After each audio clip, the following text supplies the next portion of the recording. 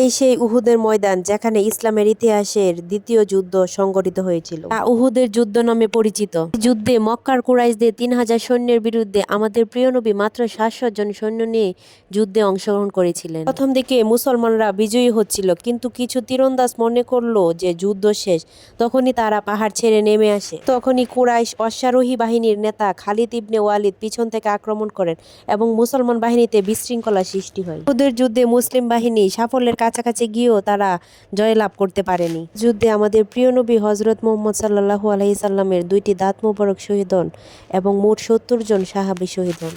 এই উহুদ প্রান্তরের পাশেই রয়েছে 70 জন সাহাবীদের কবর। চারদিক দিয়ে দেয়াল বেষ্টিত করা। সবাই এখানে এসে কবর জিয়ারত করতেছে এবং সাহাবীদের জন্য দোয়া করতেছে। এই যুদ্ধ মুসলমানদের জন্য কঠিন পরীক্ষা হলেও বড় শিক্ষা দেয়। আল্লাহ ও রাসূল সাল্লাল্লাহু আলাইহি সাল্লামের আদেশ অমান্য করলে ক্ষতি হয়। ধৈর্য আনুগত্য অপরিহার্য। দুনিয়ার লোভ বিপদের কারণ হতে পারে। পরাজয় থেকেও শিক্ষা নিতে হয়। এই ঘটনার পর সূরা আল ইমরান নাজিল হয়, যেখানে উহুদ যুদ্ধের শিক্ষা তুলে ধরা হয়। আল্লাহর দরবারে লাখো কোটি শুকরিয়া, আমাদের প্রিয় নবী যেখানে ইসলাম প্রতিষ্ঠার জন্য যুদ্ধ করেছিল সেই প্রান্তর উহুদের ময়দান নিজ চোখে দেখে আসলাম।